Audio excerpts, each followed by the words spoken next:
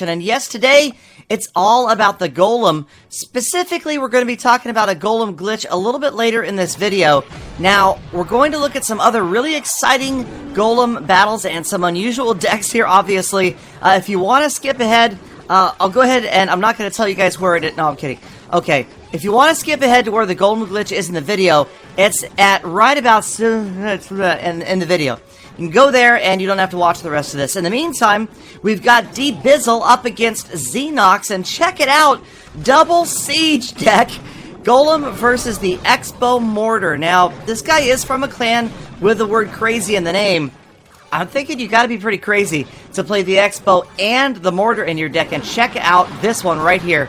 The minion horde gets in, and that tower is going to vaporize before the poison can do its job, and dBizzle making his opponent pay for spending all that elixir on two very, very hated structures. Alright, so that is a minute down. Notice that Xenox is not giving up, going back to the Expo once again. Most of his other cards are obviously just to protect it. Check out this move from dBizzle. Down goes the Golem just in the nick of time. There it is, the Golem. That Expo is going to be there all day on that Golem. I'm thinking he runs out of elixir and bolts before he gets there. And eventually the Golem is going to get there, as are the minions. Expo gets taken down, and dBizzle just crushing it right here. Although he has taken a lot of damage on that left tower. Looks like he's going to have to push towards 2-1.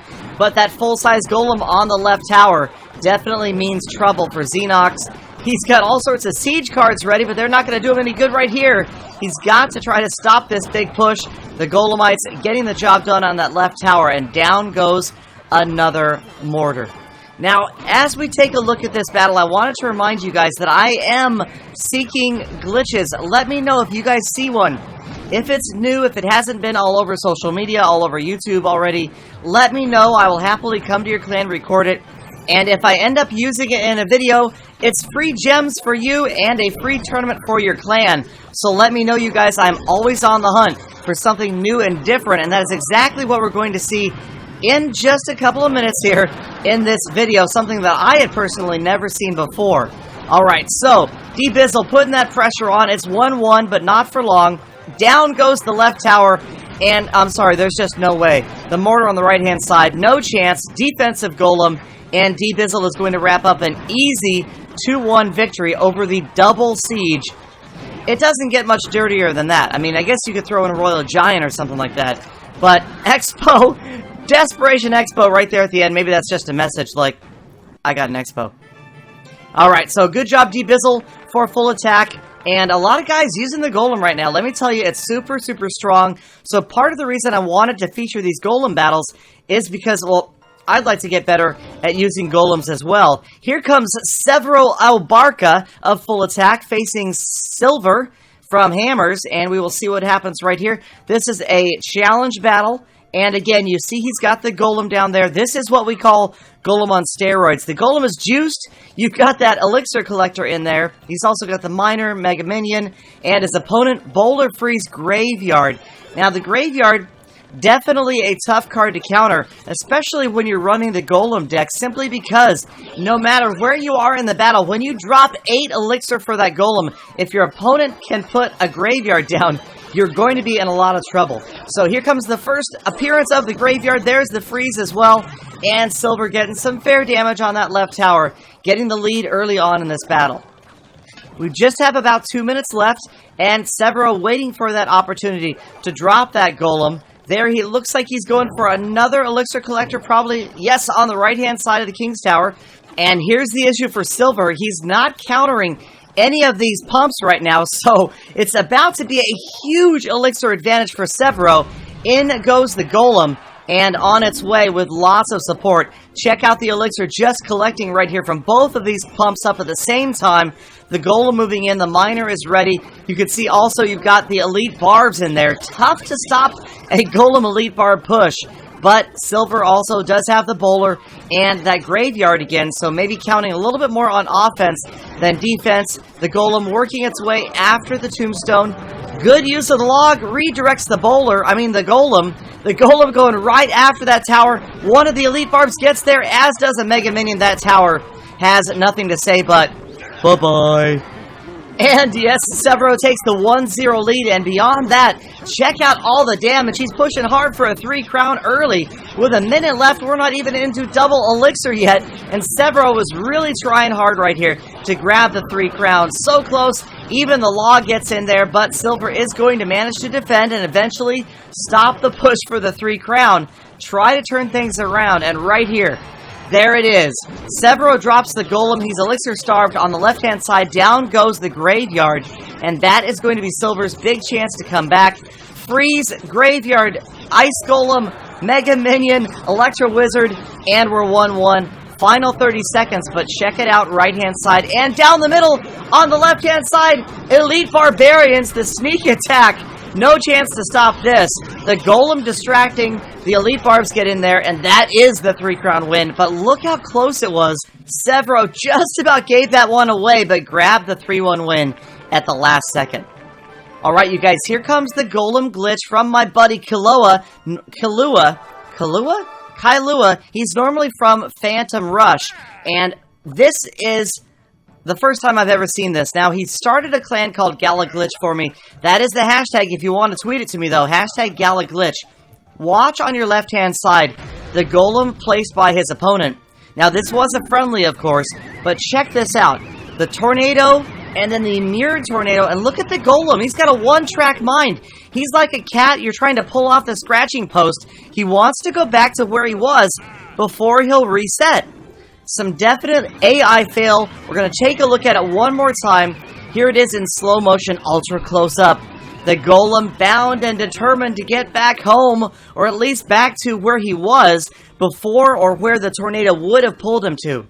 So we'll send this on to the Clash Royale team. Obviously, something not quite right about the AI. The units seem to have this way of wanting to behave a little bit oddly when the tornado goes into effect. First time I ever saw it, but again, if you guys have other glitches, unusual glitches, glitches that haven't been all over the place, I don't need to see the friendly battle that lasts forever, I don't need to see the King's Tower that faces backwards. I've seen those, everybody's seen those. Let's look for something cooler and more different than that. Alright, now we're not done yet, you guys. We've got a great battle here from Karana Full Attack. This one comes down to the wire, just about as close as you're ever going to see. And yes, it's golem on golem action. So both players having brought their golems and their miners. The other card's a little bit different, but I kind of feel like this is what the new meta is going to be for a while. Golems are so strong right now, and you don't see a lot of people using Inferno Dragons and Inferno Towers to counter them. But if this continues and we see more and more golems, especially up towards the higher levels, then you almost have to predict that golems will see a nerf. But the other cool thing about it is, it doesn't always mean a direct damage nerf or a nerf to the stats of the golem. It could be the introduction of another card that's going to change things around. Will the Goblin Gang be a good nerf to the golem? It could be, or there could be something else a little bit further off the horizon that is going to come in and burn down those golems. Not leaking anything here yet, but you never know. Make sure you check out the next new card concepts video, because you never know when one of those is going to hit the bullseye and be exactly what we see in a future update.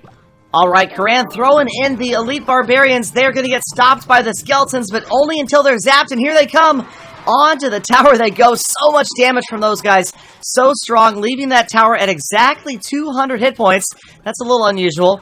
And Karan, he has to be feeling really good right here with such a huge lead. But remember, his opponent dropping golems of his own, and it's so easy to have a change of tide or a change of momentum in these battles where there are golems.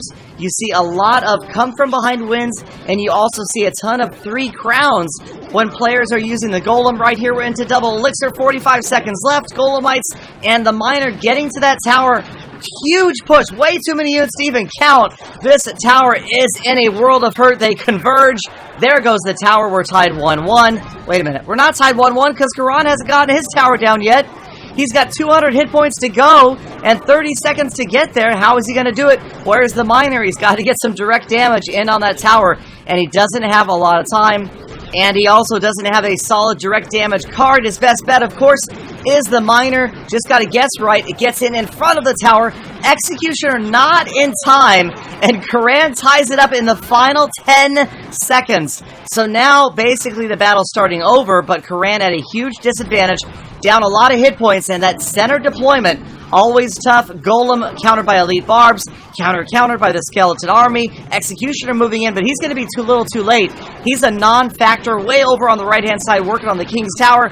Lots of damage on Karan's tower before he finally stops the push. 44 seconds left in overtime. Can Karan possibly come back? His own middle deployment golem right here. And his opponent goes for a naked, by itself executioner, easily countered. The Mega Minion also taken down, so that may be the mistake. His opponent just trying to get that tower to within one lightning spell in the final seconds. So much pressure from Karan. There goes the miner on his tower. Here comes the lightning spell. No! 20 hit points, and Karan grabs it. I would rage too. Good game from Karan. So close. 20 hit points left on that tower.